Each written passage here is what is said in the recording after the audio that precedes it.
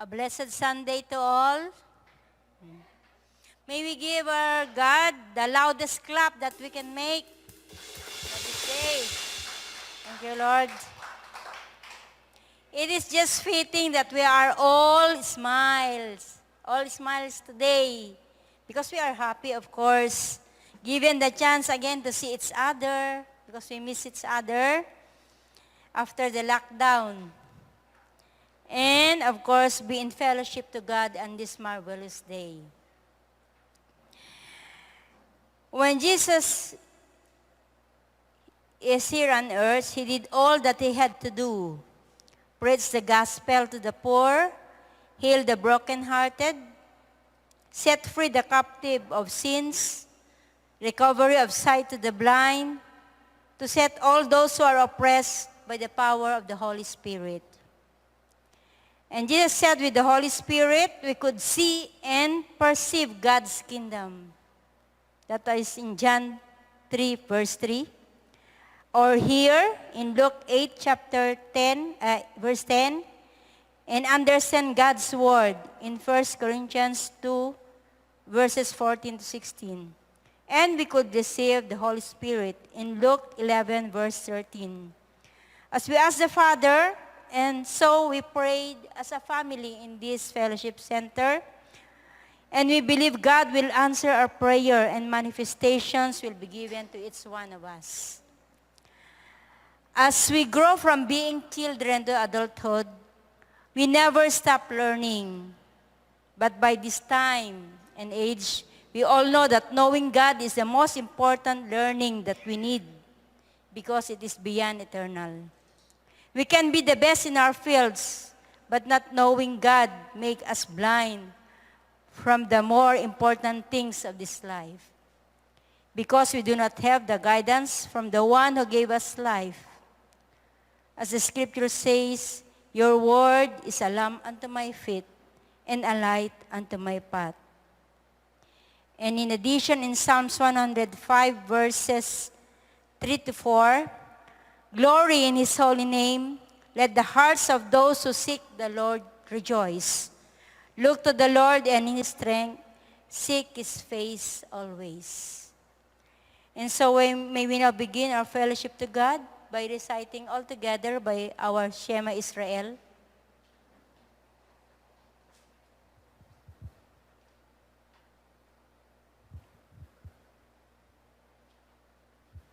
All together.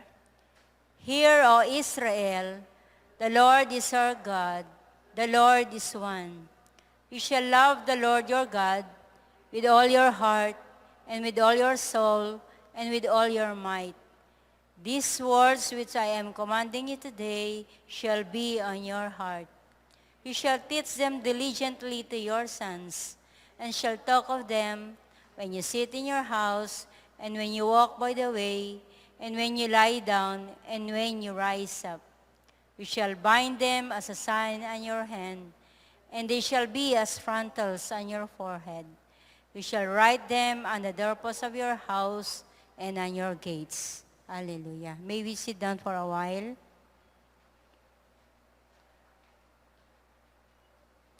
And so may we now prepare ourselves as we call our praise and worship leader, Sister Maravik, together with the music team, to lead us in praising God. Sister Maravik.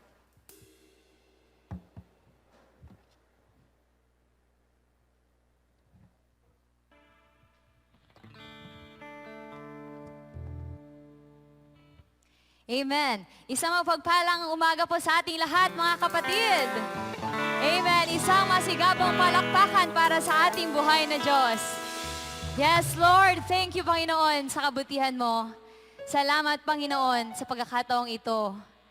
Ikaw, Father God, ang aming pupurihin. Ikaw, Panginoon, ang aming sasambahin sa mga oras na ito. Amen. It says in Isaiah 41, verse 10, alam po natin ito, so do not fear, for I am with you. Do not be dismayed, for I am your God, says the Lord. I will strengthen you and help you. I will uphold you with my righteous right hand. And sabi rin po sa 1 Peter Humble yourself, therefore, under God's mighty hand, that He may lift you up in due time, and cast all your burden on Him, because He cares for you. Amen? Meron nga po akong nabasa, mga kapatid. Truly, that God causes all things. There is a beauty in everything that God has created. He orders all things and uphold their purposes. We may not always understand why God allows for things to happen in our lives that cause pain, fear, and worry.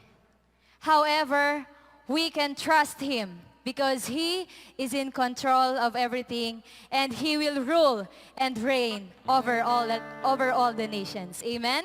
God is in control, mga kapatid. Amen? We will trust Him forever. Inaanyayahan ko po muli ang lahat na tayo po'y umawit ng may kasaganahan, umawit para sa ating buhay na Diyos. Amen, Lord. Hallelujah.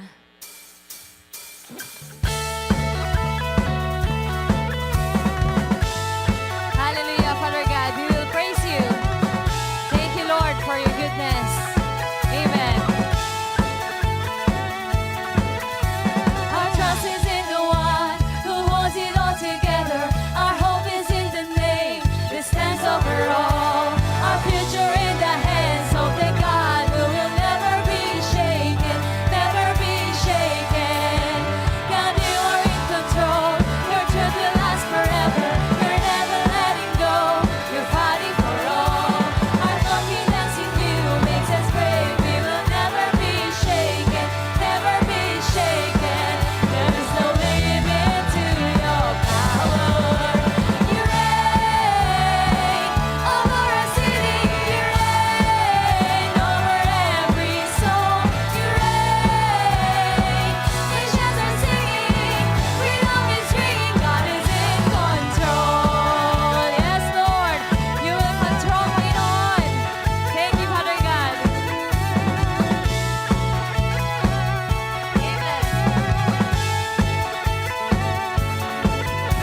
God, you are in control. Your truth will last forever. You're never letting go. You're fighting for all. Our confidence in you makes us brave. We will never be shaken, never be shaken. There is no limit to your power. There is no limit to your majesty. You reign over a city. You reign over every soul. You reign. Nations are singing. Freedom is ringing. God is in control. Yes, Lord. You will reign, Panginoon, sa aming buhay. Salamat, Panginoon. Hallelujah. Thank you, Lord.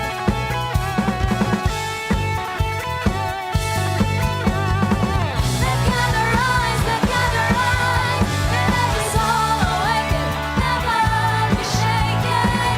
Let God arise, let God arise. You hold it all together, you reign forever. Let God arise, let God arise. Let every soul awaken, never be shaken. Let God arise, let God arise. You hold it all together, you reign forever. You reign over a city, you reign over every soul. You reign. Yes, Lord. Nations are singing, freedom is ringing, God is in control. You reign, hallelujah. Yes, Lord. Over every soul, you reign. Nations are singing, freedom is ringing, God is in control. Thank you, Lord, for you are in control of everything, Panginoon. Hallelujah. Lord, God is in control. Amen. Do you believe that God is in control, mga kapatid? Amen. In everything, God is in control because God is great. Amen? He is great forever. Hallelujah. Thank you, Lord. Truly, you are great, God. Sa Salamat, Panginoon, sa kabutihan mo at sa kadakilaan mo, O Diyos. Pupurihin ka namin. Amen. All creation cries to you, worshiping in spirit and in truth. Glory to the faithful one, Jesus Christ, God's Son.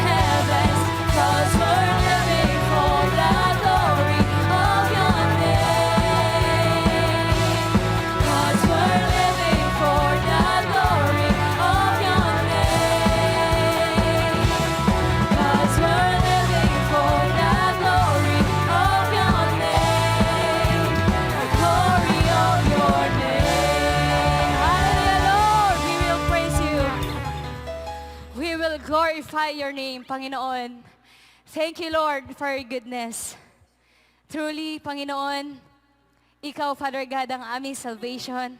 Ikaw, Panginoon, ang aming protection, Father God. Thank you, Panginoon, for your goodness. Sabi po, Jesus is the way, the truth, and the life. Then no one comes to the Father except through Him. In times of hopeless, we don't have idea how to recover. We have no idea how to make things right again. Feeling lost and worry. But let us always remind ourselves who our God is. That Jesus is our only way maker. That Jesus brings refreshings in our lives. Amen? And Jesus moves in our midst, defeat darkness, and He alone gives us salvation. Ang awiting ito, mga kapatid, awitin para sa atin, it reminds us that only God can give us salvation, that only God can give us hope and life. Amen. Hallelujah. Let us continue to give praise and worship. Hallelujah, Lord. Tanggapin mo, O Diyos, ang aming papuri para sa iyo.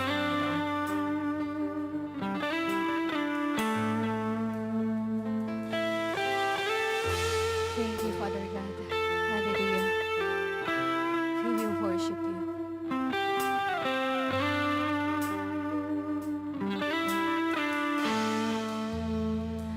You are here, moving in our midst. I worship you. Let us sing. I worship you. You are here, working in this place. I worship you. I worship you. You are here, moving in our midst. I worship you. We will worship you.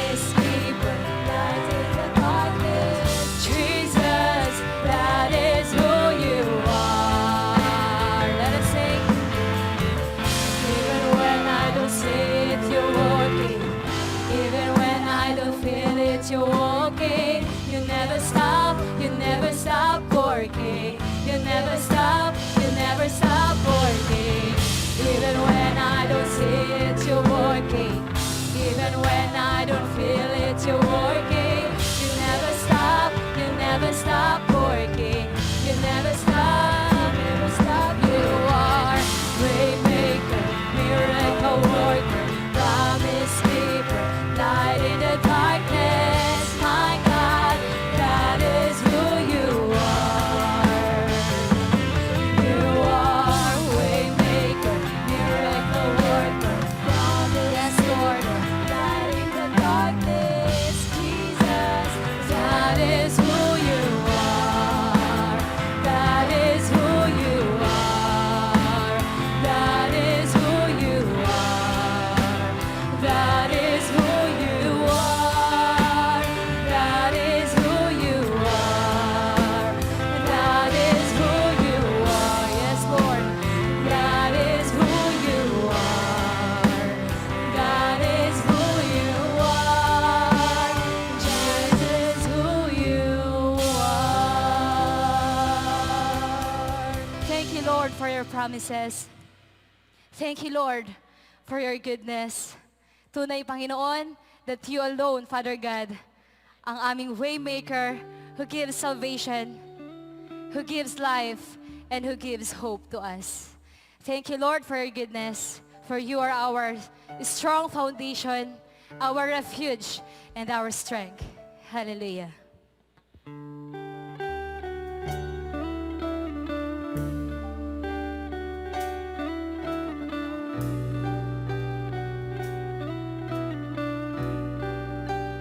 Thank you, Father Lord.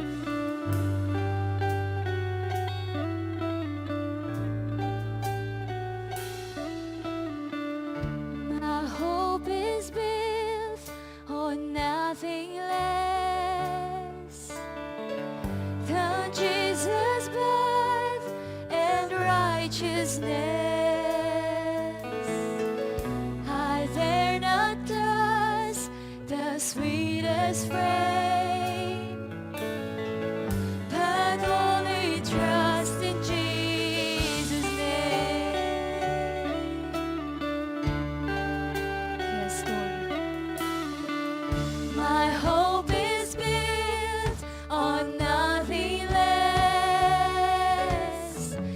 than Jesus' blood and righteousness. I dare not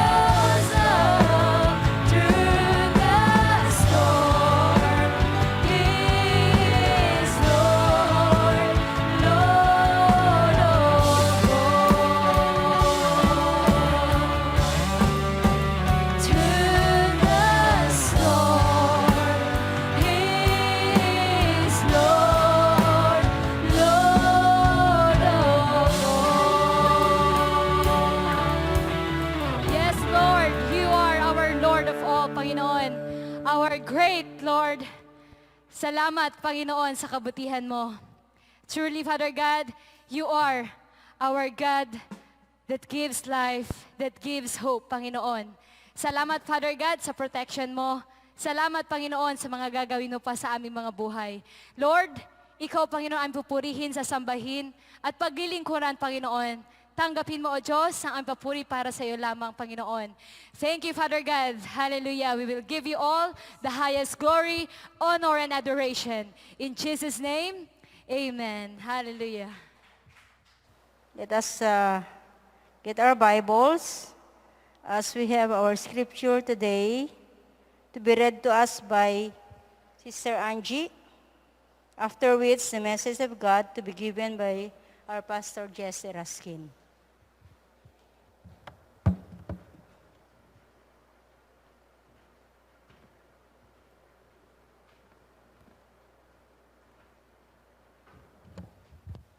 Amen. Let's open our Bibles to Matthew chapter 7.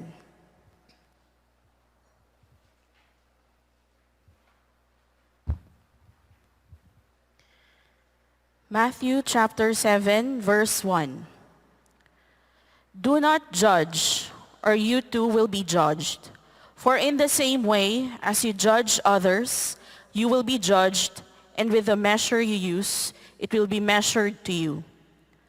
Why do you look at the speck of sawdust in your brother's eye and pay no attention to the plank in your own eye? How can you say to your brother, let me take the speck out of your eye, when all the time there is a plank in your own eye? You hypocrite! First, take the plank out of your own eye, and then you will see clearly to remove the speck from your brother's eye. Do not give dogs what is sacred. Do not throw your pearls to pigs. If you do, they may trample them under their feet, and then turn and tear you to pieces. Verse 7, ask and it will be given to you. Seek and you will find. Knock and the door will be opened to you. For everyone who asks receives. He who seeks finds. And to him who knocks, the door will be opened. Which of you, if his son asks for bread, will give him a stone? Or if he asks for a fish, will give him a snake? If you then, though you are evil, know how to give good gifts to your children, how much more will your Father in heaven give good gifts to those who ask him? So in everything, do to others what you would have them do to you, for this sums up the law and the prophets. Verse 13, enter through the narrow gate, for wide is the gate and broad is the road that leads to destruction, and many enter through it. But small is the gate and narrow the road that leads to life, and only a few find it. Watch out for false prophets. They come to you in sheep's clothing, but inwardly they are ferocious wolves. By their fruit you will recognize them. Do people pick grapes from thorn bushes or figs from thistles? Likewise, every good tree bears good fruit, but a bad tree bears bad fruit. A good tree cannot bear bad fruit, and a bad tree cannot bear good fruit. Every tree that does not bear good fruit is cut down and thrown into the fire. Thus, by their fruit you will recognize them. Not everyone who says to me, Lord, Lord, will enter the kingdom of heaven, but only he who does the will of my Father who is in heaven. Many will say to me on that day, Lord, Lord, did we not prophesy in your name, and in your name drive out demons, and perform many miracles? Then I will tell them plainly, I never knew you. Away from me, you evildoers.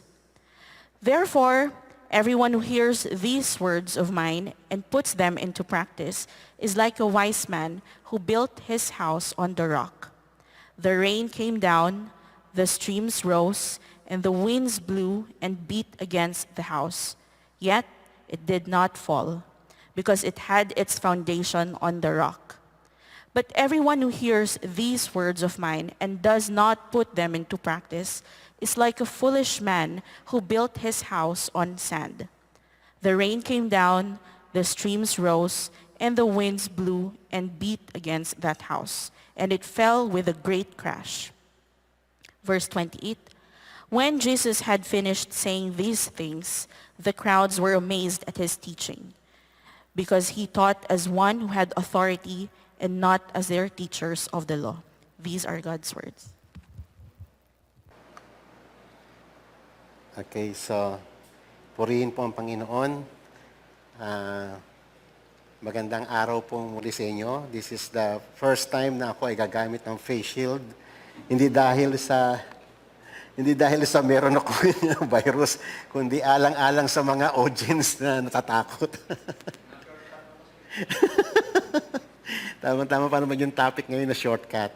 Okay, so pag-usapan po natin tong shortcut. Kasi lahat naman tayo, mahilig tayong mag-shortcut. Mula pa nung bata tayo, oriented tayo sa shortcuts. Di ba? Pag maglalakad tayo, hahanapin mo yung pinakamalapit na daanan. Kahit na makipot yun, nung shortcut kang ganon. Para mapabilis nga naman yung punta mo doon. No? Less time, less effort. Ganon din, minsan sa mga trabaho natin, nag-apply tayo ng shortcut. Ganon din, actually, yung sa computer ngayon, may mga shortcut keys na tinatawag para mapabilis yung trabaho. Ito po yung tanong. Ang mga tao ay lagi po tayo nag-resort doon po sa shortcuts. Okay.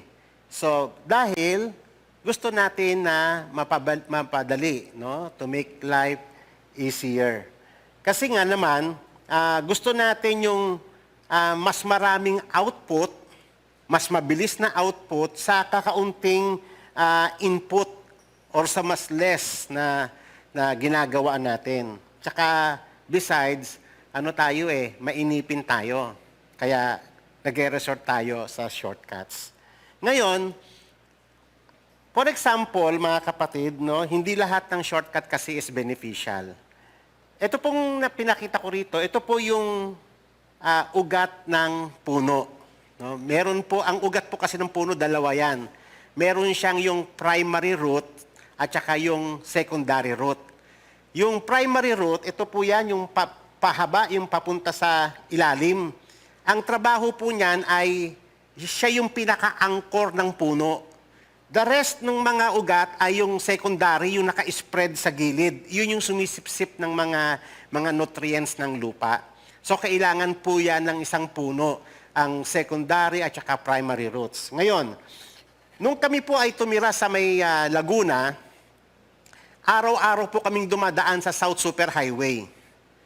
Makikita nyo po yung mga puno na yan. Yan po mga puno na yan, mga kapatid, ay kasi ang South Super Highway ay ginawa nung year 1967, natapos siya nung year 1969. 2 years mahigit. Biro mo in 2 years time, nakapagtanim sila ng uniform na puno. Yung kahabaan ng South Super Highway, nakapagtanim sila ng ganyang puno. Ngayon, ang bilis. Kasi puno na nung tinanim nila yan, malalaki na. Uniform yan, kabilaan yan ng South Super Highway. Ngayon, dumating ngayon yung time na nagkaroon ng super typhoon sa Laguna.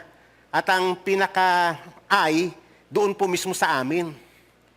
Noong mga sumunod na araw na pwede na kaming bumiyahe, nakita po namin karamihan sa mga punong ito nagtumbahan dahil sa lakas ng bagyo.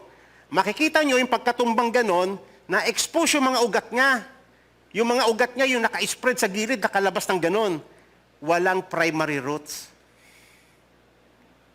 Kasi yung primary roots, ang trabaho niya, siya yung angkla. Kaya mahirap siyang buwagin. So yung puno na yan, mga kapatid, ay na-shortcut. Mabilis lumaki, ang tawag po dyan ay marketed or marketing. Usong-uso na po ngayon yan. Gusto mo ng mangga na mabilis mamunga, bumili ka ng marketed na mangga. Mabilis kagad siya lumaki kasi may mamumunga ka in some mga years lang, may bunga na agad. Hindi katulad nung nagtanim ka talaga from seed. Yun, kumpleto yun. Meron yung primary roots at saka yung secondary roots. Okay?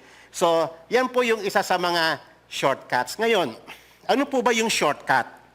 Ang shortcut po ay simple na binabypass natin yung normal procedures or process ng isang bagay upang mapabilis ang lahat ng bagay na nais natin na ma-achieve. So normal procedures kasi it involves not only yung difficulty o yung hardship ng paggawa mo ng isang bagay, and also paggugugulan mo yun ng pag-iisip, paggugugulan mo ng pera, at paggugugulan mo ng panahon. Kaya ang tao normally ay nagre-resort sa shortcuts. Alam nyo mga kapatid, hindi lahat ng shortcuts ay nakakabuti. Ang karamihan dito ay nakakasama. In some areas, they are beneficial. Ito po ay isa sa mga history ng Amerika.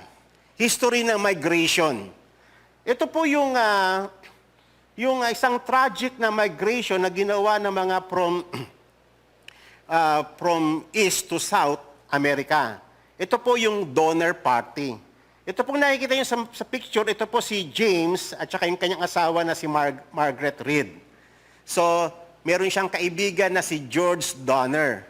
So, sila po ay nagplano na mag-migrate from East America to West. So ngayon, ganito po yung kanilang, dito po sila galing sa Illinois. Tapos pupunta sila dito sa California. So ang layo, no? Ang dami mong state na dadaanan, no? Isipin niyo mga kapatid, yung kanilang travel. Caravan lang yung kanilang masasakyan. At maraming nag-join sa kanila kasi mga businessman yan eh. Mga successful businessman yan, sila George Donner at saka si James Reed. So ngayon, pagdating dito sa Missouri, sa Independence, maraming nag-join sa kanilang party. Kaya nga tinawag na Donner Party yan eh. Ang daming nag-join, mga kamag-anak, kaibigan, at iba pa mga kakilala. Plus yung mga servants nila, plus yung mga anak nila. Kaya almost 100 sila, mga 90 or less, more or less 90 sila. Ang dami, ilang caravan sila. Ngayon, ito po yung ruta. Yung normal route na ginawa nila from Independence ng Missouri, ito po yung red na line na ito. Ito po yung talagang trail, yung Oregon Trail. Papunta po yung Oregon. Ito pong trail na yan ay tested na yan. Marami na nagtatravel dyan at safe dyan. So ngayon, may nag-propose kasi ng shortcut. Ito po yung shortcut. So mula po rito, dadaan sila rito, California na kagad. So ilang daang milya ang matitipid nila. So ngayon, nag-start po yung kailang travel dito, umalis sila ng Illinois, April 14 ng 1846. And then next, sila po ay pagdating ng Missouri, nung marami na sila, marami nag-join, May 12, umalis sila ng Independence, Missouri. Tapos, pagdating dito sa may Fort Bridger, July 30 na. So, may shortcut na dito, may nag-propose pa ng another shortcut. Kasi mula rito sa may Fort Bridger, mayroon daw shortcut papunta rito. So ngayon, doon nagkalukuluko yung kanilang journey. Puro shortcut. So pagdating dito, sa may Great Salt Lake ng Utah, September 2, nagkasira-siraan na yung kailang mga karaban kasi sa hirap ng kanilang travel. Nagkasira-sira na at nagkandamatayan na rin yung kailang mga hayop. Sa sobrang tagal na ng kanilang mga wala na ring makain. Yung shortcut na binigay sa kanila ay lugar na napakahirap. At pagdating po rito, na-trap na sila dito sa Sierra Nevada. Alam niyo yung Sierra Nevada, alam niyo yung Sierra Mountain natin. Yun naman, Sierra Nevada. Bago ka makapunta rito, makatawid sa California, dadaan ka doon sa mga bulubundukin na yun.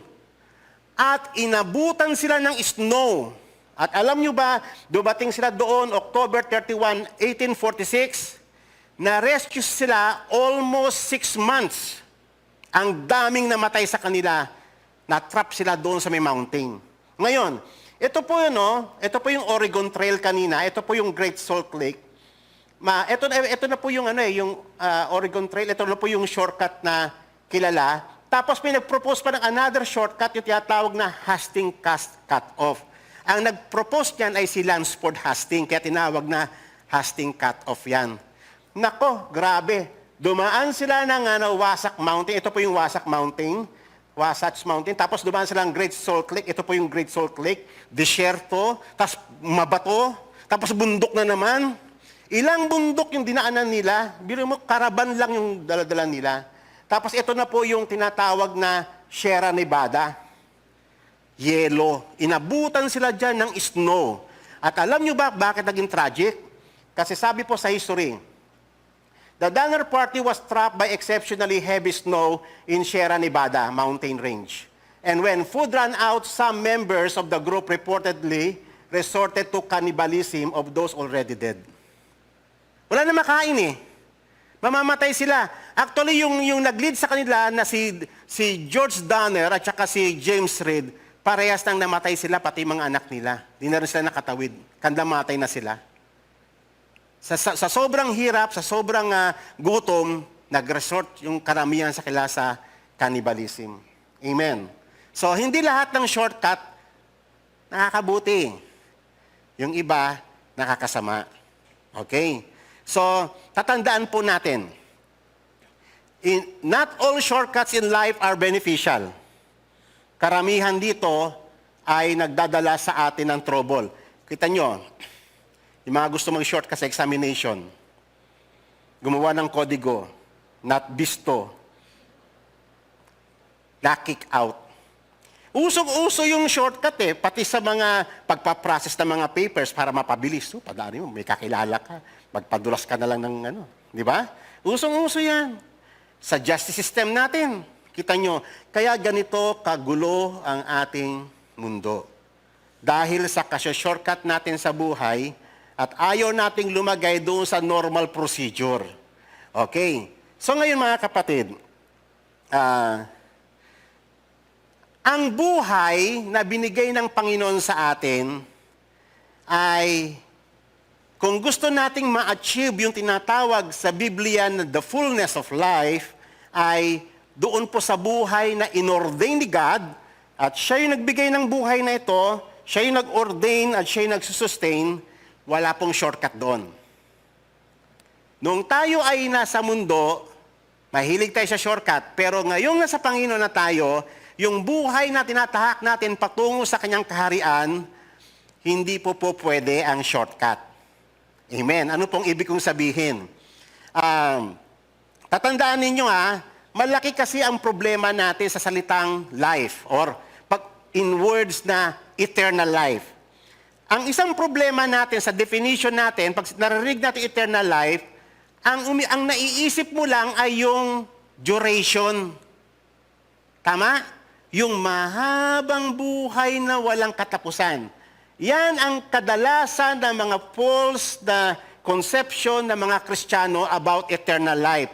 Nakatingin lang siya doon sa duration. Hindi niya nakita yung quality o kung ano yung substance ng life na yon. Tama po ba? Bukang bibig ng mga Kristiyano yan ang eternal life. Ang nasa isip lang nila is duration. Hindi yung quality life na nasa Panginoon. Alam niyo ba mga kapatid, tignan niyo po yung life, actually sa mga karamihan sa mga teachings ni Jesus Christ, He talks about life. Anong life yun? Yung life sa Panginoon. Amen? Hindi lamang yung mahaba yung buhay, actually ang eternal life ay na-receive na natin from the moment na tayo ay nasa Panginoon na. Na-connect tayo sa life kasi dati disconnected tayo. So yung buhay na binigay ng Panginoon sa atin sa pamamagitan ni Jesucristo is eternal life. Pero hindi lang yon, it does not speak about duration. Kung hindi yung buhay sa Panginoon, yung kasiyasiyang buhay sa Panginoon. Isa pa sa problema natin sa pag-define natin ng abundant life na sinasabi ng Panginoong Jesus, ang pagkakaintindi natin sa abundant life, prosperity. Dahil na nga bombarded tayo ng mga prosperity preacher. Na pag pinag-usapan na natin, pag binanggit na yung prosperity, ang nasa isip na kagad natin, material things. Isa yan sa mga problema natin. The way we understand scriptures. Ang abundant life, mga kapatid, o yung prosperity na sinasabi ng Panginoon, ay nakapsulay siya doon sa may Psalms 23. The Lord is my shepherd, I shall not want. Pag ikaw ay nasa Panginoon, wala ka ng pangangailangan. Hindi po natin sinusukat ang buhay sa Panginoon, yung eternal life o abundant life, hindi po ito mine-measure sa monetary terms. Kung hindi yung ever-presence ng Diyos sa ating kalagitnaan. Ang magandang picture po niyan ay sa Old Testament, yung Promised Land. Yung Promised Land, ito po yung inheritance ng mga Israelites. Amen po ba? Ano po ba paano pinicture yung Promised Land? Abundant land. A land flowing with milk and honey. A land na walang pangangailangan, sagana sa lahat ng bagay. Iyon po ay pinipicture ng buhay sa Panginoon. Na ang pinaka-life, kaya yon ang sikreto ng Promised Land, kaya siya abundant, kasi yung ever-presence ng Panginoon nandoon lagi. Pero once na si God, pinull-out niya yung presence doon, walang saysay yung lupa. Amen po ba? So yun po yung mga kapatid, yung nagpapagulo sa isip natin, kasi masyado tayong nabombard ng mga false teachings ng mga prosperity preachers. Na pag sinabing eternal life, duration lang na sa isip natin, pag pinag-usapan yung prosperity, material things ang nasa isip natin, hindi yung buhay sa Panginoon, na pag ikaw ay nasa Panginoon, ang Panginoon pinagpapala ka niya sa lahat ng bagay, ikaw sinusustain ng Panginoon ng kaligayahan, kapayapaan, ng kanyang mga pangangailangan, lahat ng kailangan natin upang tayo mabuhay ng normal, mapayapa, at kasiyasiya ay sinusustain ng Panginoon. Yun pong ibig sabihin ng abundant life. Amen po ba? Kaya sabi ng Panginoon, sa buhay na yon, na kasiyasiya, o sa abundant life, o yung buhay na ipinangako ng Panginoon, the promised life, ay makakamtan lamang sa pamamagitan ng Panginoon at wala pong shortcut doon. Amen. Wala pong shortcut sa Panginoon. Kaya sabi ng Panginoong Yesus, ako ang pintuan. Ang lahat ng dadaan sa akin o makakasumpong ay he will be saved, pero hindi lang siya basta maliligtas. He will go in and out and find pasture. Amen. So naalala natin yung Psalms 23, na yung shepherd natin, dinadala tayo sa good pasture. Amen. Dinadala niya tayo sa brook, sa path of righteousness. So naalala natin ito, yung passage na to. Si Satan, ang trabaho ni Satan ay gawing shortcut ang buhay. Hindi ka dadaan kay Jesus, gagawa ka ng shortcut sa buhay. Kaya ang end ng shortcuts na yon ay destruction. Kaya sinabi ng Panginoong Jesus, I came that they may have life, and that life have it abundantly. Nais ng Panginoon na maranasan natin yung fullness of life sa pamamagitan ni Jesus, at ito yung ating pag-uusapan, mga kapatid. So ngayon, tignan ninyo yung mga statement ng Panginoong Jesus. Ang buhay kasi sa Panginoon, na isinet niya sa atin, ang buhay sa ilalim ng kanyang paghahari, ay may procedure. Amen? Part ng calling ng Diyos na tayo'y pagpapalain niya sa lahat ng bagay na kailangan natin sa may buhay na ito, upang tayo ay makapagtrabaho sa kanyang kingdom. So ngayon, ang talagang daan sa buhay na ipinangako ng Panginoon ay napakakipot. Bakit po makipot? Common sense lang po, hindi po ba? Ibig sabihin, sa kingdom ng Panginoon, dadaan ka sa procedure na sinet ng Panginoon. Doon sa inordain niyang buhay. Ano yun? Marami kang bagay na tatalikuran. Yung mga bagay na hindi mo talaga kailangan. Mga bagay na ayaw ng Panginoon, mga bagay na abominable sa Panginoon, mga bagay na nakasanayan natin sa mahabang panahon, na hindi ito tama sa harapan ng Panginoon. At magsasanay kang lumakad sa kabanalan, magsasanay ka na lumakad in obedience sa Panginoong Diyos. You will learn sacrifice. You will learn to tame your sinful flesh. Lahat ng iyan ay kalakip doon sa idea na paglakad sa makipot na daanan o pagpasok sa makipot na pintuan. Amen po ba? Okay. So, kabaliktaran naman noon kung ano yung maluwag na daanan. Doon sa maluwag na daanan, ito po yung shortcut ng buhay na sinasabi ng Panginoon. Pero it leads to destruction. Hindi mo talaga makakamtan doon yung buhay kasi shortcut yun, hindi yun yung in-ordain ng Panginoon eh. Mabilis. At kaunting effort, akala mo at maraming taong napapaniwala doon na kahit hindi ka na magbasa ng Bible, di ba? Kahit hindi ka na lumakad sa kabanalan, wala pong ganon. Ang ending lagi ng ganon ay destruction. Sinabi na po ng Panginoong Yesus yan. Walang shortcut doon sa may buhay na inialok ng Panginoon. Kung baga sa idea sa Old Testament, mayroon bang shortcut doon sa may kasi ang inheritance nila sa Old Testament, yung promised land yung abundant land. Ngayon, may shortcut ba doon? Wala. Bakit po? They have to fight for their inheritance. Kailangan nila makipagdigma. Kailangan nilang harapin yung mga kalaban.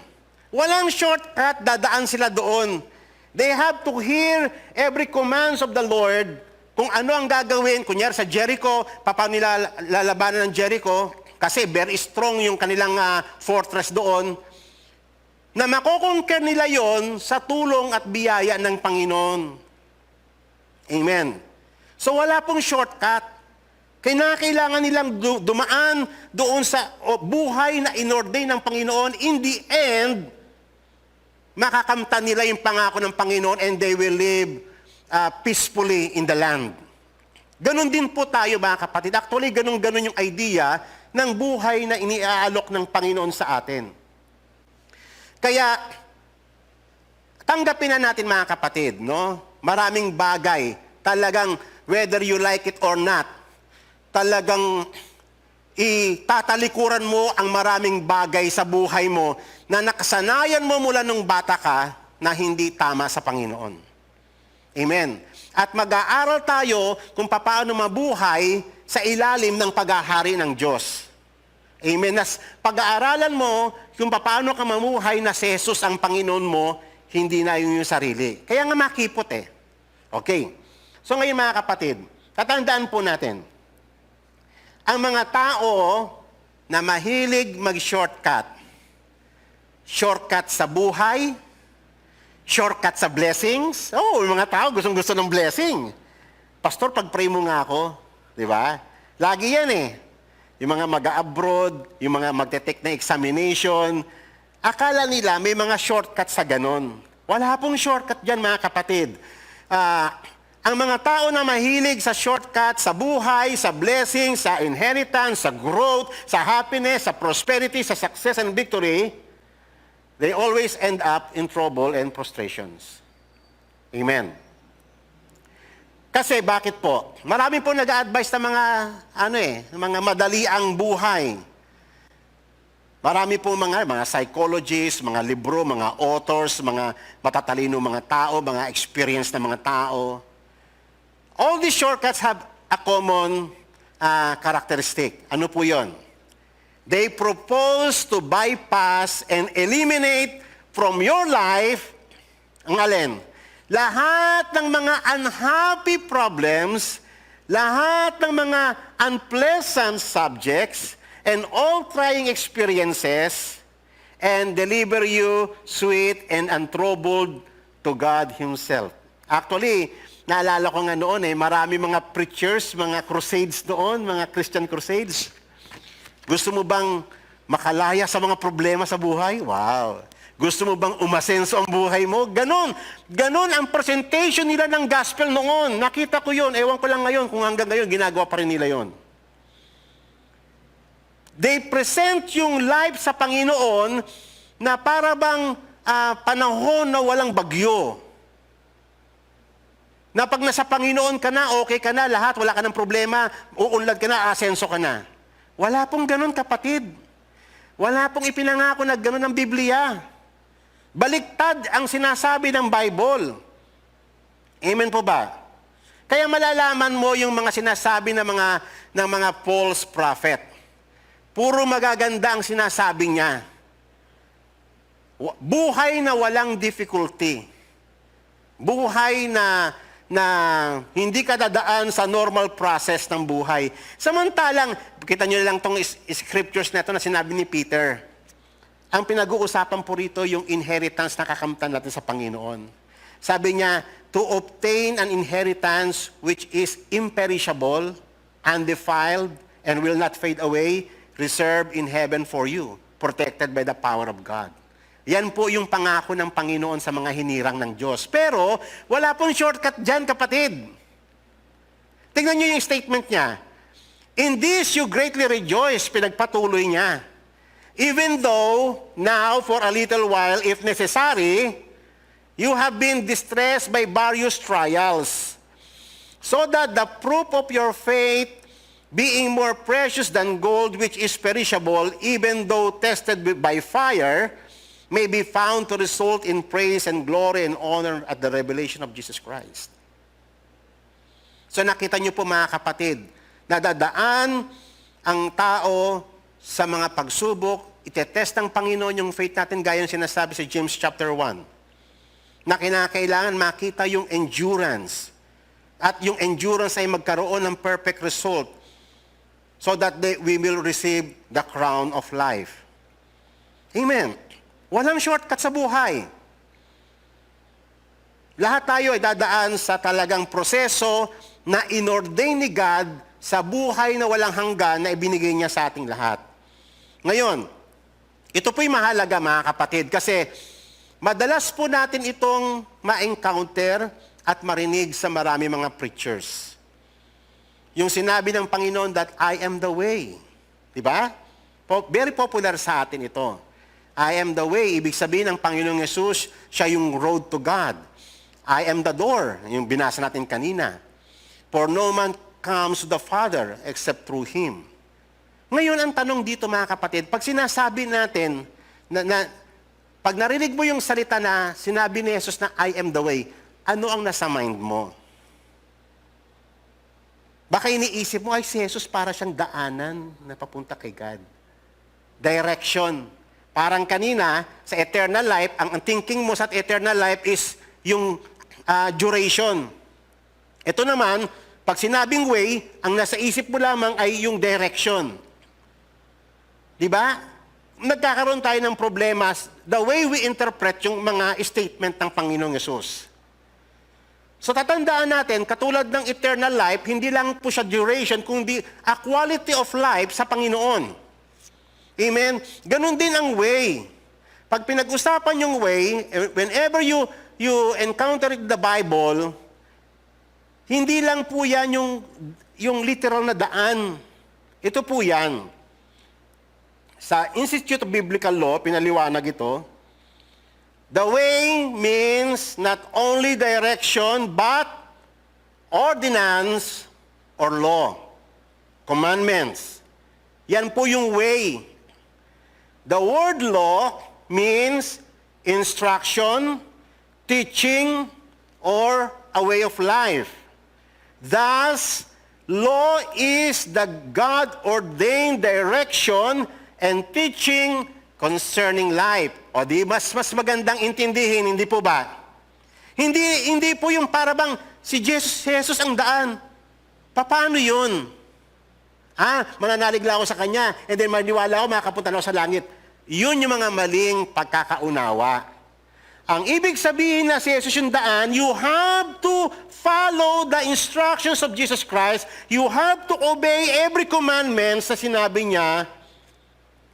You have to endure lahat ng yung mga discipline niya, lahat ng pamamalo niya sa atin. Amen po ba? Lahat ng iyon ay way patungo doon sa kingdom ng Diyos, sa buhay na inordain ng Diyos. Amen po ba? Di ba mas may sense yung ganon? Kaysa yung napipicture mo lang na merong daan papuntang langit para yung hagdanan, yung ladder ni Jacob sa Jacob dream. Amen. So, pag pinag-usapan natin ang law, ang way, anong dapat mong isipin, kapatid? Yung mga utos ng Panginoon. Amen. Okay, kaya itong verse na ito is very popular na madalas nating ma-interpret. At gustong-gusto ito ng maraming tao, even yung mga sa ibang religion, ginawan pa ng kantayan. At tayo feel natin, talagang parang maiyak-iyak ka pa habang kinakanta mo yan, di ba? Come to me, all of you who are tired. Di ba? So ngayon mga kapatid, ang mahirap kasi dyan, pag binasa mo yung isang verse, tapos pinutol mo na, hindi mo na nabasa yung kasunod pang sinasabi. Ito po yung buo niyan. Ang sabi ng Panginoong Yesus, para makamtan mo yung kapahingaan na ino-offer niya, meron kang dapat gawin. Ano yon? Magkakaroon ng exchange. Ano yung ipapapalit mo?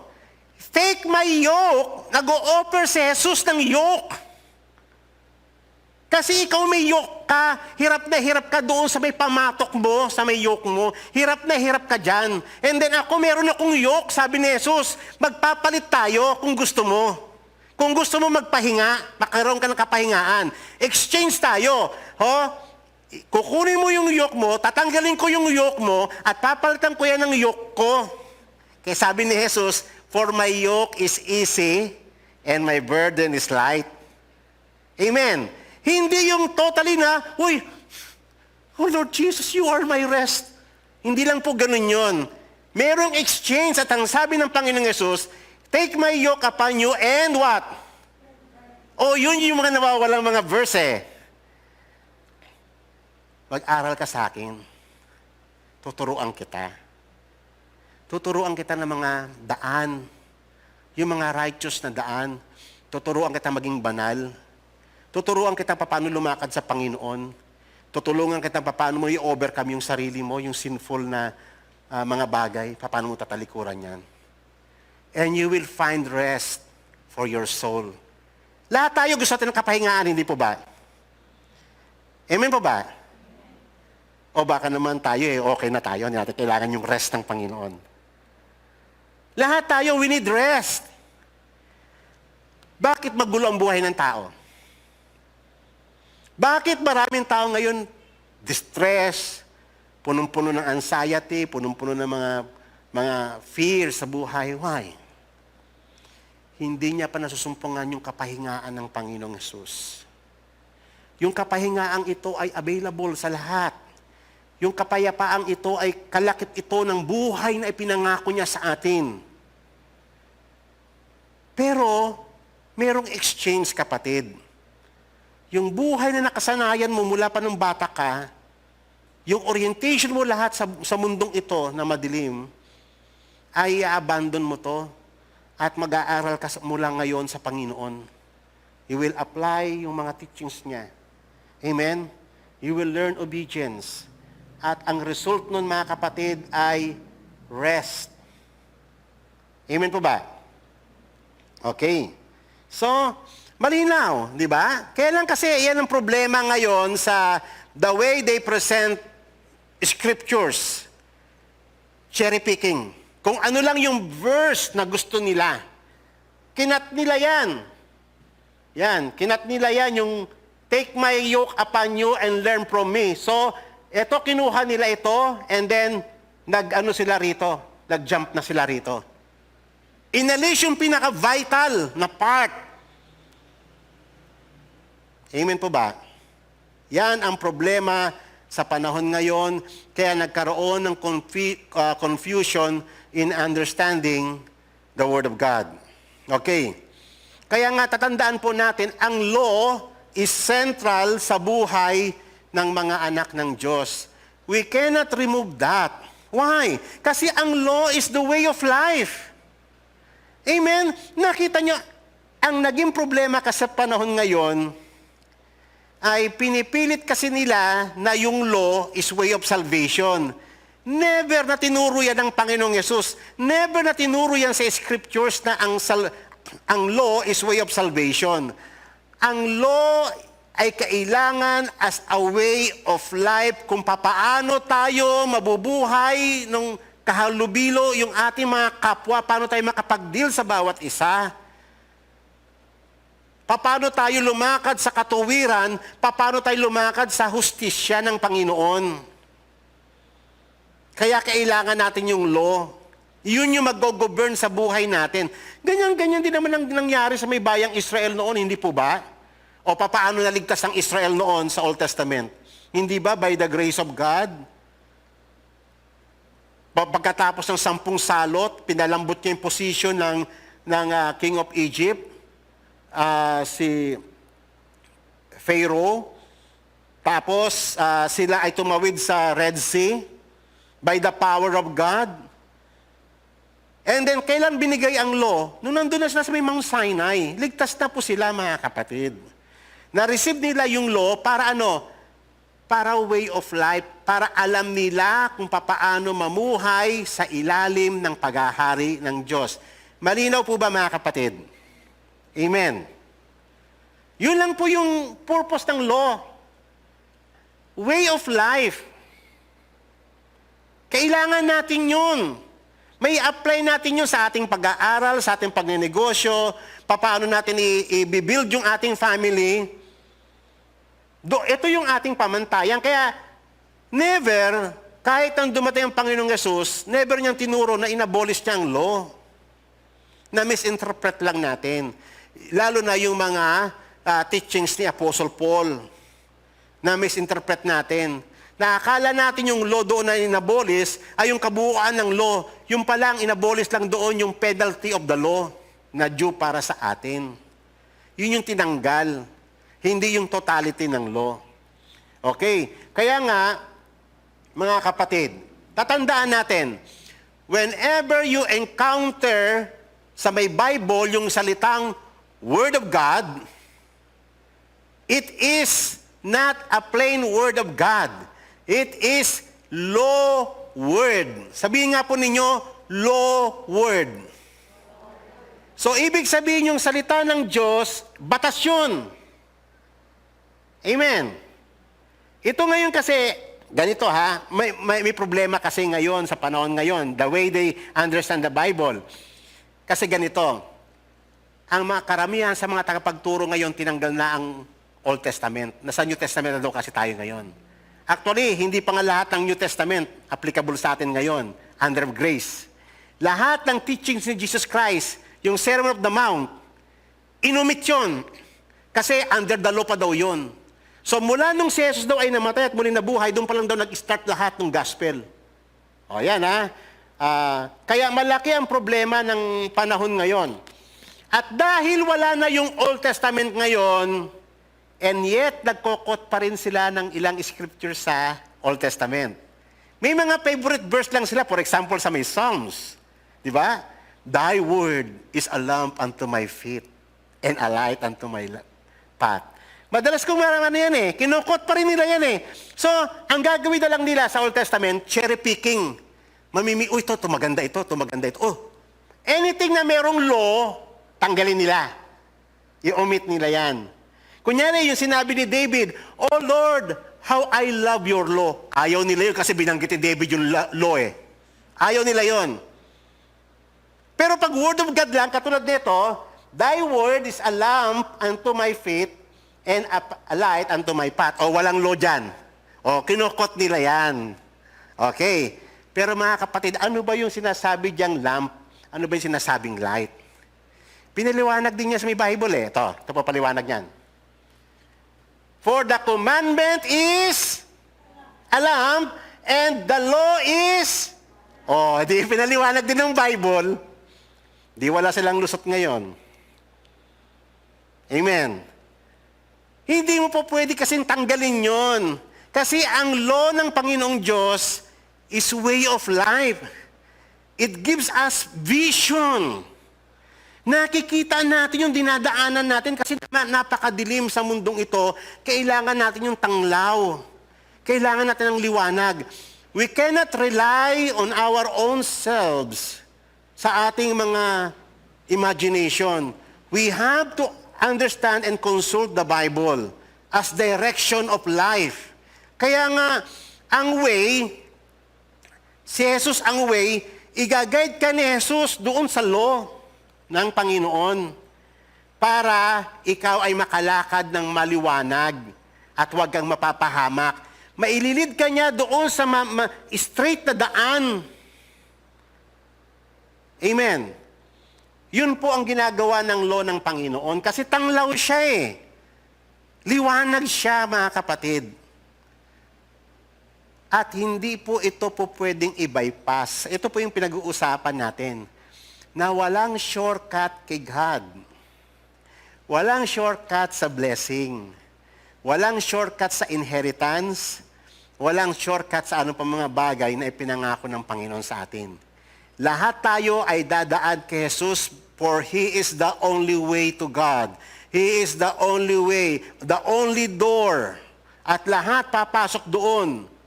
Kaya wag niyo pong isipin na si Jesus ay parang pintuan nga, literal na pintuan o literal na daanan. Yun po ay tumutukoy sa law ng Panginoon sa kanyang mga commandments. Amen? Tuturuan niya tayo kung paano mamuhay na ayon sa terms ng Panginoon so that we may enjoy yung life, yung abundance ng life na ipinangako niya sa lahat ng kanyang mga hinirang. Malinaw po ba so far? Amen. Okay. So tatandaan po natin, kapag tinalikuran mo ang law ng Panginoong Diyos at sinaraduhan mo na ang tainga mo sa kanyang mga commandments, ay iniwanan mo na rin yung liwanag at ang buhay. Amen. Sapagkat ito ang direction, hindi lamang ng individual na tao, pati ng bansa. Kaya ganito kadilim ngayon yung ating bansa. Yung ating mga lawmakers. Wala nang lost ng direction kasi wala na yung liwanag ng Panginoon. Amen? Tatandaan natin, to walk without the law, ano po implication nun? To walk without the law is to walk in the way of darkness and the way of death. Amen? Amen po ba? Kapag inabandon mo ang law of God, that is the result. You abandon life. You abandon vision. You abandon light. Okay. Another thing, ito po'y mahalaga concerning the law of God. Ang law ng Panginoon ay means ng Diyos to sanctify us. There is another problem sa perception ng mga Christian sa panahon ngayon. Yung pagkakaintindi nila sa Holy Spirit. Ang Holy Spirit kasi, hindi nyo napansin, bakit? Ang God the Father is holy naman eh. Ang Panginoong Yesus, holy din naman. Pero bakit? Talagang sa Holy Spirit, pagdating sa Kanya, nakakabit talaga yung Holy Spirit. Hindi nyo ba napansin yon? Ako matagal ko nang pinag-isipan yan eh. Tagal kong hinanap yung sagot dyan. Noon pa, nung bago pa lang Kristiyano. Bakit siya sa Trinity? Siya yung may nakakabit na holy. Para madali nating maintindihan yung kanyang function sa buhay natin. Lahat sila holy. Whenever the Old Testament speaks of holy, holy, holy, holy, that is the triune God. Pero yung Holy Spirit, talaga nakakabit sa Kanya yung Holy Spirit kasi iyon yung trabaho niya sa atin. Ang trabaho ng Holy Spirit is to sanctify us, to make us holy kasi without holiness, no one can see God. Walang makakapunta doon sa destiny. Walang makakaabot doon sa glory, which is the ultimate goal ng ating pananampalataya. Kaya ang trabaho ng Holy Spirit, whether we like it or not, ay gagawin niya tayong banal. Isa-sanctify tayo. Ang ibig sabihin, i-align itong distorted nating buhay doon sa kalooban ng Diyos sa pamamagitan ng law of God. ang law of God is the only way of sanctification. No more, no less. Amen.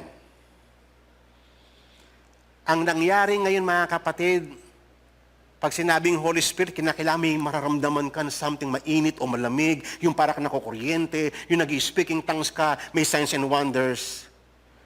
Yan yung mga lost track about the work of the Holy Spirit. Isa sa pinaka-major na trabaho ng Holy Spirit is to make us holy or sanctifying us araw-araw. Amen? Sa ating isip, sa ating puso, sa ating salita, at sa lahat ng ating gawa, tinutulungan tayo ng Holy Spirit sa ating mga kahinaan upang makapamuhay tayo in direct alignment sa kalooban ng Diyos sa pamamagitan ng Kanyang mga commandments. Amen. Kaya nga, over and over again, the law is declared to be the way of sanctification. Salvation or justification is by faith. Wala po tayong problema doon. Lahat tayo naniniwala dyan. Pero, but sanctification is by law, God's law. Noong pag sinabi ng Panginoon na, be holy for I am holy, ibig sabihin, ito yung nais ng Diyos na tayo ay mapabanal. At si God din ang nag-provide ng way kung paano ito magiging possible. Si Jesus, ang ginawa muna ng Panginoong Jesus, He died as sacrifice upang magkaroon ng atonement at may reconcile tayo pabalik sa Panginoon. And after that, He gave us the Holy Spirit for sanctification. Upang maabot natin yung glory na ipinangako niya sa ating lahat. I pray mga kapatid maging malinaw sa atin ito. Ang lahat ng ideyang ito ay nakapaloob doon sa tinatawag na the way, I am the way. Dadalhin tayo ng Panginoong Yesus hanggang doon sa glorification kung tayo ay magsasubmit totally sa Kanyang kalooban. Amen. So, ito po yung mga mahalaga na pagtutuwid ng mga maling kaisipan na natutunan natin at maling pagkakaintindi rin natin sa Word of God. Kaya, sino man ang tumalikod sa law, gaano ka man ka-devout na Kristiyano, gaano ka man pious, if you turn your ear from hearing the word of the law, ang sabi ng Bible, even your prayers are abomination to the Lord. Maliwanag po ba? Kasi, why? Ang law ay way of life. Ang law, kailangan natin as a means of sanctification. Hindi mo ito po pwedeng i-eliminate sa buhay natin para mong kinat off yung sarili, para mong pinisil yung ilong mo. Amen. Nawa makasettle ito sa marami mga Kristiyano na nalilito sa mga area na ito. Okay. So, kaya nga mga kapatid, ito ay madalas din nating ma-encounter, ito pong verse na ito, na ang sino man daw nakikinig sa salita ng Panginoon at nagsasagawa, ay ano yung salita doon, ano yung napakinggan nila? It is the law of God. Amen. So may mga Kristiyano daw na mga wise na they keep, hindi lamang nila napapakinggan, kundi kinocontemplate nila ito araw-araw sa kanilang buhay and they apply the principles of the Bible. Because the law of God, every commandment is principles of life. Amen ba ba? They are principles of life. Kung paano mo, gusto mo bang makita mo yung buhay na talagang payapa, andun yun sa may mga salita ng Panginoon. So, dapat minemeditate natin ito araw-araw, kinocontemplate natin ito sa ating mga buhay, at i-apply natin sa panahon. Kayo ba mga kapatid, naranasan nyo yun na kinocontemplate ninyo, minemeditate ninyo kahit andun ka sa may trabaho, minsan naglalakad ka, kinocontemplate mo sinabi ng Panginoon. Maganda yun eh. Ibig sabihin, yung law niya, yung kanyang commandments, yun yung meditation ng heart mo day and night. So yung mga tao na talagang aware siya at talagang binibigyan ng malaking pagpapahalaga yung mga commandments ng Panginoon, ay hinalintulad sila ng Panginoon sa mga taong matalino na nagtayo ng bahay sa batuhan. Alam naman natin mga kapatid, madali ba magtayo ng bahay sa batuhan? Lahat ng bahay maglilay ka ng foundation. Amen po ba? Kahirap yan kasi uukain mo yung bato. Doon pala makikita mo yung effort, yung effort na exert mo. Hindi madali, pero ang ganda naman ng result. Kasi ito yung resulta. Tatandaan natin sa buhay na binigay ng Panginoon, hindi niya sinabi na ang sky is always clear. Wala siyang sinasabi na buhay na walang problema. Bagkus baliktad ang sinasabi niya. Ang sinabi ng Panginoon Jesus may darating na rain, floods, winds, na talagang itetest niya yung stability ng bahay na tinayo mo. Ibig sabihin ng iyong buhay sa Panginoon. Darating lahat ng iyan. Itong pandemic na to is one way. Yung crisis ng economics, mga way yan ng mga dumarating sa buhay natin. At iba't ibang mga pagsubok, daraan lahat yan. Walang sino man sa atin exempted. Walang shortcut. Isipin nyo mga kapatid, kung si Jesus kaya, nag-shortcut siya to save us. What will happen? Ha? Hindi na siya dumaan sa may procedure. Kunyari, nung nag-pray sa may Gethsemane, Lord, take this cup away from me. At in-insist niya na yun. Lord, ayoko mag-suffer dito lang. Huwag na lang, take away this cup. O, nag-shortcut siya. What will happen to us? What will be the effect? Hindi natin talaga maintindihan kung ano talaga ang buhay. Kasi siya, he demonstrate what is life in obedience to God. Kung ano ang meaning ng sacrifice, itinuro niya sa kanyang kamatayan, sa lahat ng prosesong dinaanan niya sa may buhay. Yung nagsuffer siya sa kamay ng kanyang mga at nagtikom siya ng bibig, lahat ng iyon ay may value para sa atin as an example. Walang shortcut, even si God, hindi siya dumaan sa shortcut. So tayo rin, hindi tayo dadaan sa shortcut. Amen po ba? We have to face all the realities of life na sinet ng Panginoon. Amen po ba? Talagang may mga ordeal. May mga trials, may mga tribulations na daan ka dyan. Yung ilang mga Kristiyano pinugutan ng ulo, tinalupa ng buhay, lahat ng iyon pinagdaanan nila. At tayo, dadaan din tayo kung ano yung portion na ibinigay ng Panginoon sa atin. We have to accept it as is. Amen. Pero ang kagandahan doon mga kapatid, sa pagdaan natin sa mga unos ng buhay, nandoon si God, kasama ka niya. Sinusustain ka niya. Amen po ba? Yun ang maganda doon Sinusustain tayo ng Panginoon. Na totoo yung sinabi niya, I will never leave you nor forsake you. Kahit na doon sa may pinaka-lowest point ng buhay mo, kasama mo ang Panginoong Diyos, nagbibigay siya ng strength. Otherwise, hindi mo yun makakaya. Kaya yung mga tao na they always meditate sa law ng Panginoon sa kanyang mga commands, sila yung may mga strength, sila yung may mga wisdom. In times of severe trial, may dulong sila. Nire-remind ng Holy Spirit yung mga words na nabasa nila at napakinggan. Kaya ang pagkakakumpara sa may Bible, sila ay nakatungtong, sila ay nagtayo ng bahay sa ibabaw ng batuhan. Darating ang mga unos ng buhay, pero hindi sila babagsak. Why? For it had been founded upon the rock. Nakapundasyon sila kay Jesus. Ibig sabihin, pinakinggan nila. And they live sa mga principles na tinuro ng Panginoong Jesus. Amen? On the other hand, yung mga tao na mahilig sa shortcut, gustong maging parang ipakita na lagi sa Panginoon, kumpleto lahat. Pero ayaw nila yung mga hardships in life. Ayaw nila magbasa ng Bible. Iba ang minemeditate nila tuwing umaga. Ewan ko kung ano yung minemeditate na yon. Okay. Everyone who hears this word of mine and does not act on them, ibig sabihin hindi nila ina-apply.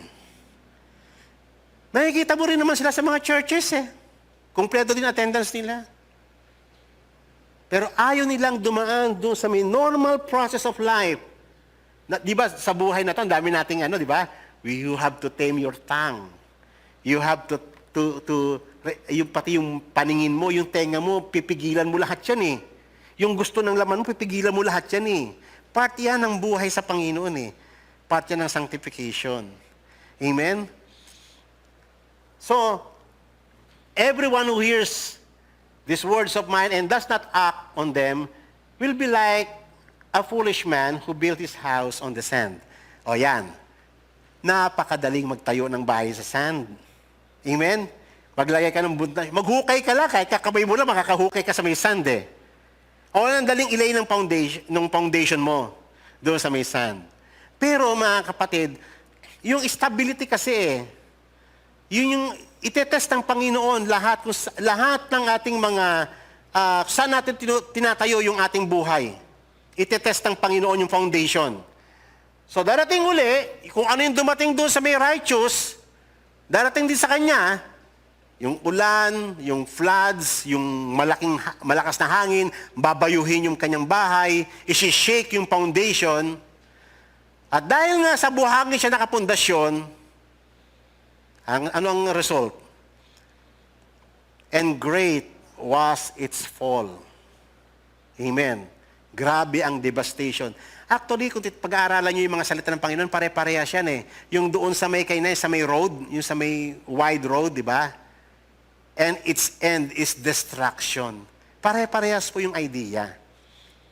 So, ang pinag-uusapan po natin dito, whenever the Bible speaks about life, ito po ay buhay sa Panginoon. The abundant life or the fullness of life na nais ng Diyos na maranasan natin sa Kanya if we live according to His terms. Amen. Okay. So, tatandaan po natin, lahat tayo gusto mag-success. Yung mga anak natin nag-aaral, yung mga nag-graduate, gusto mo lahat ng mag-success yan. Amen po ba? Amen ba?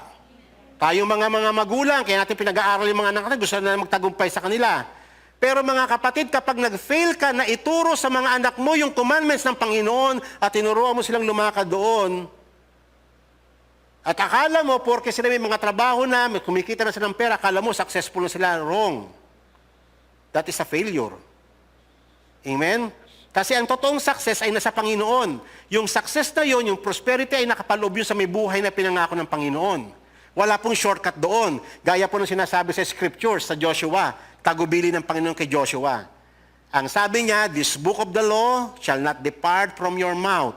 Dapat iyan ang payo ng mga magulang sa mga anak eh. Amen? This book of the law shall not depart from your mouth, anak. You shall meditate it day and night. So dapat yung anak, pinapayo mo yan sa anak mo, dapat ikaw nakikita rin ng anak mo na ganun ka rin. Pero kung nakikita ng mga anak mo, si mama naman, si papa naman, minimeditate nila mga teleserye araw-araw. Hindi nga nakikita mo babasa ng Bible, paano mo ipapayo ngayon sa anak mo? Di ba? But you shall meditate it day and night, so that you may be careful to do it according to all that is written in it. At ano ang promise? For then you will make your way what? Prosperous, and then you will have what? O di ba yan ang gusto ng mga tao? Prosperity and success? Wala pong shortcut dyan mga kapatid. Lahat ng iyan ay makakamtan natin if we observe, if we walk, and we apply the principles of the commandments of the Lord. Amen po ba?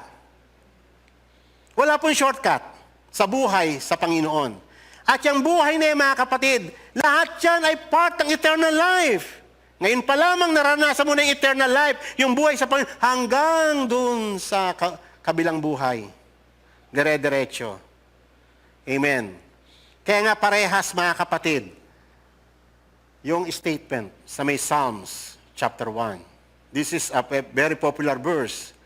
Mapalad ang tao na hindi lumalakad sa counsel ng wicked o sumasama, nakikipamatok doon sa mga makasalanan or nakikihalubilo sa mga scoffers.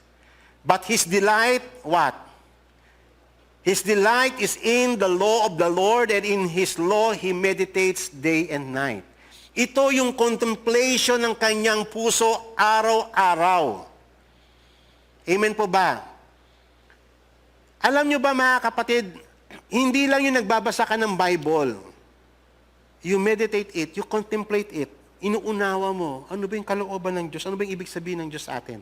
At sa tulong ng Espiritu Santo, pinapaunawa niya yun sa atin. At ikinumpara ng Panginoon kung ano, kasi siya ay matutulad saan? Sa isang puno na natanim sa tabi ng batis, which yields its fruit in its season and leaf does not wither, kahit sa panahon ng dryness. And in whatever he does, parehas doon sa may James, sa may Joshua kanina, in whatever he does what? He prospers. What is the secret? Yung law ng Panginoon ng kanyang meditation. Tatandaan ninyo, ang buhay sa Panginoon is not measured by monetary terms. Amen? Hindi siya measured ng dami ng properties mo o yung dami ng pera mo sa may bangko. Hindi po yun ang prosperity. It is a life, abundant life. Ang presensya ng Diyos ay sumasayo. Siya yung pastol mo. He's sustaining you in every areas of life, sa lahat ng bagay na kailangan mo sa mabuhay. Marami tayong kailangan, hindi lang pera ang kailangan natin, hindi lang material things ang kailangan natin sa buhay na ito. Ang buhay ng Panginoon, kaya ngayong kanta na, ikaw ang aking kasapatan. Ay, napakagandang yun. My grace is sufficient for you. Ang ganda po mga statement tayo ng Panginoon. Amen. Siya yung ating portion, siya yung ating treasure, siya yung ating riches. At lahat ng bagay, siya yun. At wala nang iba. Amen po ba? Amen po ba? I pray na nakatulong sa inyo.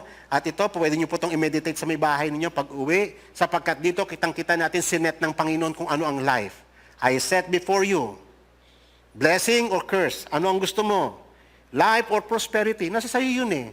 Anong gusto mo? Life or death? Nasa sayo yun. At ang sikreto na ay yung law ng Panginoon. That is the life. The life that God ordains to us. That is eternal life. Gaya ng sinasabi sa John chapter 17 verse 3. This is eternal life, that they may know you, the only one true God, and Jesus Christ, whom you have sent. That is eternal life. Yung buhay na kasiya-siya sa Panginoon. At nais ng Diyos na maging fullness yung ating experience sa buhay na yon na inalok niya sa atin. Amen. I pray that the Lord enlightens our eyes, the eyes of our understanding sa kanyang mga salita. Tayo pong lahat ay tumayo. Tayo po'y manalangin. Heavenly Father, we thank you sa iyong mga salita, sa iyong mga commandments. We thank you, O Lord, for guiding us in all your truths, O Lord.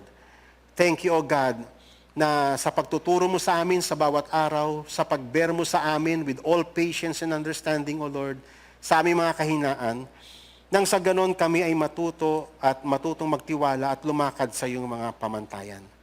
Lord, bless this church. Bless our children. Bless us, O Lord. Help us, O Lord, to live according to all the terms ng buhay na pinagkaloob mo sa amin, the eternal life. Lord, thank you. We worship you, O Lord. In Jesus' name we pray. Amen. Now may we prepare our tithes and offerings to God as our holy obligation to Him, and of course as in gratitude for everything that He has done for us.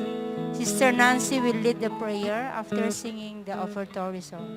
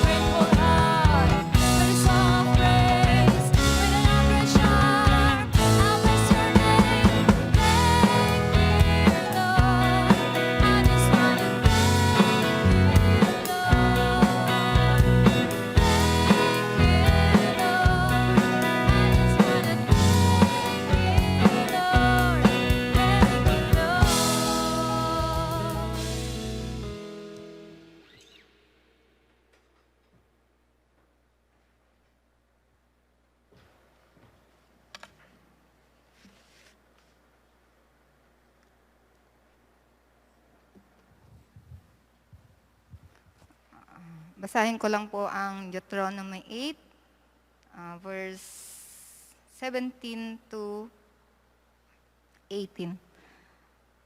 Otherwise, you may say in your heart, my power and the strength of my hand made me this wealth. But you shall remember the Lord your God, for it is He who is giving power to make wealth.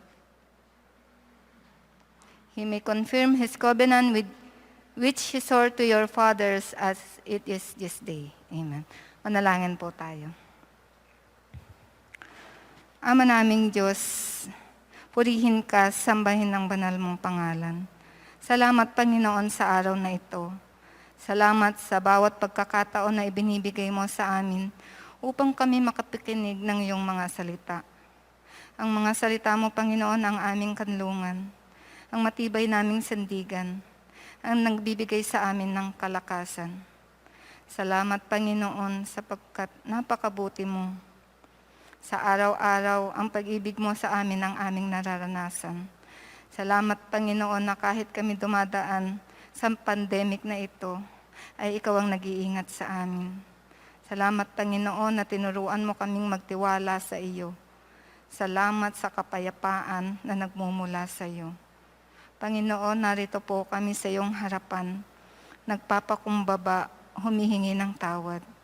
Patawarin mo kami, Panginoon, sa aming mga kasalanan at sa aming mga pagkukulang. Linisin mo nga po kami, Panginoon.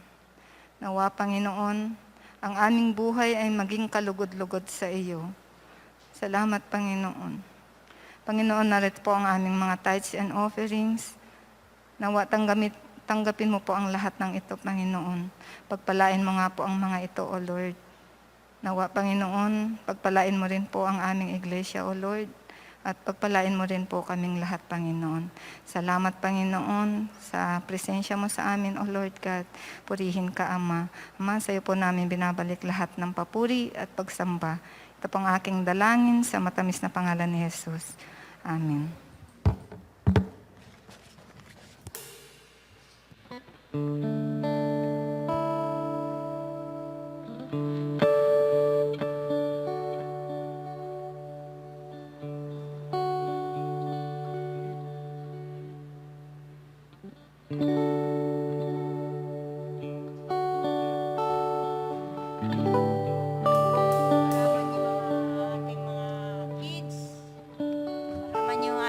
Kids, meron naman yung mga iba pang youth dito. We request them to come here and you will be prayed and blessed by Pastor Rick. We have the prayer for the next generation.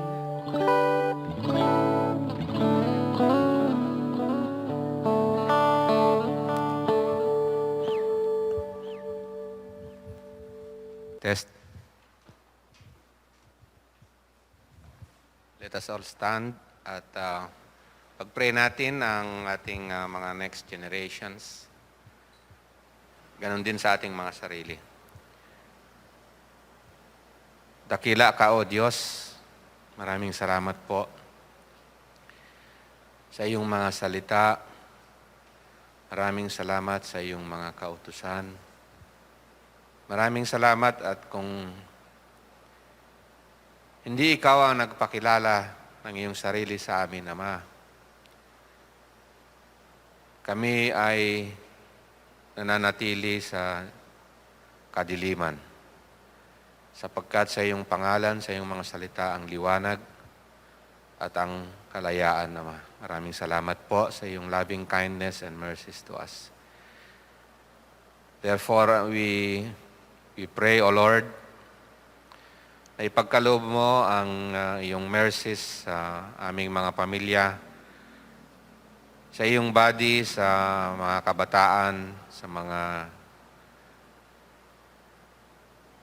younger generations, Panginoon. Not only do we pray for them, but we pray for us na mga nakakatanda, Panginoon, that you empower us to minister to them. That you grant us wisdom na mga elders, na mga parents, Panginoon, to minister makapaglingkod sa iyong pangalan, na ipagkaloob mo ang wisdom, Panginoon, sa iyong mga salita. Bless us and bless the younger generations that we may serve them. Makapaglingkod kami sa iyong mga salita sa kanila, Ama, at sila ay ipagkaloob mo ang wisdom sa kanila na sila ay lumaki, Panginoon, sa iyong mga salita, sa iyong mga kautusan. Sa liwanag ng iyong mga salita, Panginoon, at ipagkaloob mo sa kanila ang vision, Panginoon, ng iyong kingdom, ng iyong kaharian, ng iyong kaluwalhatian. Bless them in this regard and prosper them, Panginoon. Ayon sa iyong mga salita, sila ay lumaki, lumakad, and to serve you, Lord. All for thy glory. In Jesus' name we pray. Amen.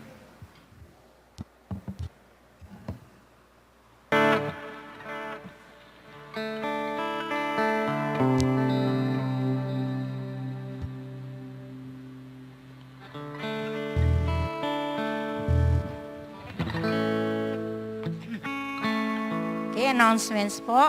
Ang ating mga servants and call sa next Sunday. Ang ating presider, si Sister Gina. Ang scripture reader natin po ay si Sister Gian. Offertory leader will be Sister Ellen. And prayer for the next generation will be Brother Zuriel. Yan po ang announcement. Wala na po. So, thank you, O God, for this great day. So to conclude our service, may we call again Sister Maravik for our final song, to be followed by the benediction of Pastor Jess.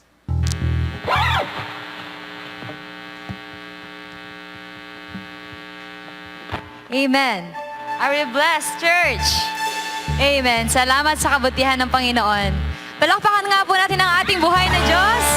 Hallelujah. At tayo muli magpuri para sa Kanya. Amen.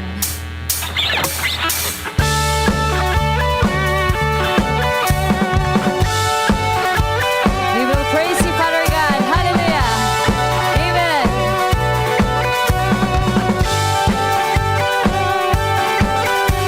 Our trust is in the one who holds it all together.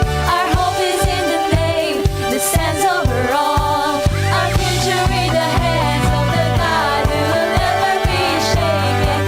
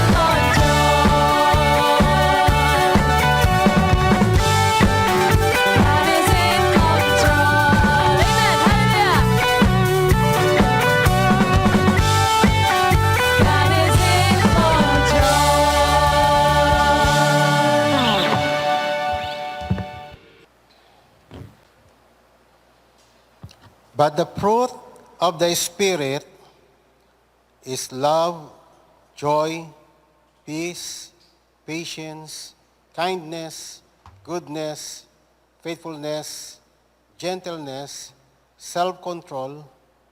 Against such things there is no law.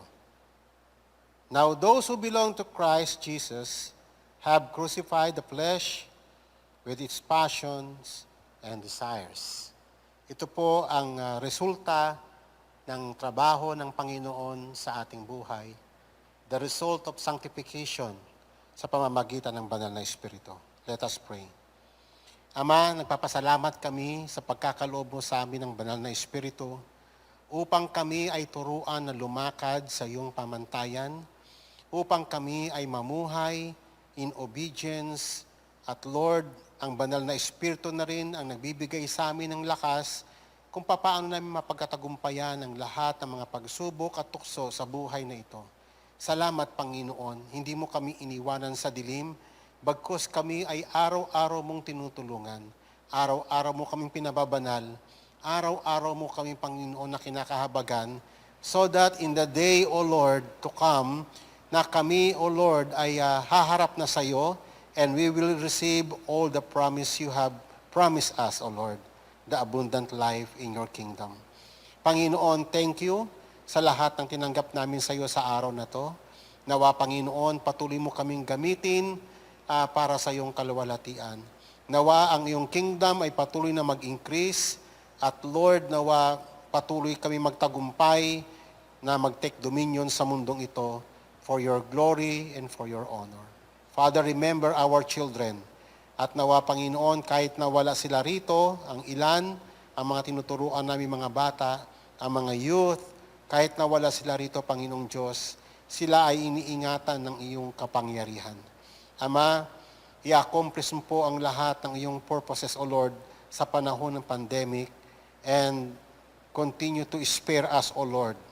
Patuloy mo kaming lukuban ng iyong malabay na pakpak, O Lord. Ingatan mo ang iyong mga anak. Ang mga nanghihina, bigyan mo po ng kalakasan. Ang mga nadidimla ng isip, O Lord, magpagliwanagin mo po. At bigyan mo kami lahat, Panginoon, ng strength na makapaglingkod sa iyo, sa iyong kaharian sa bawat araw. Father God, thank you sa lahat ng iyong mga commands. Thank you sa life na ibinigay mo sa amin, sa direction, sa iyong guidance, O Lord God, sa liwanag na tinanggap namin sa iyo. Lord, bless us all and bless all the works of our hands. We worship you, Father, in Jesus' name. Amen. God bless you all.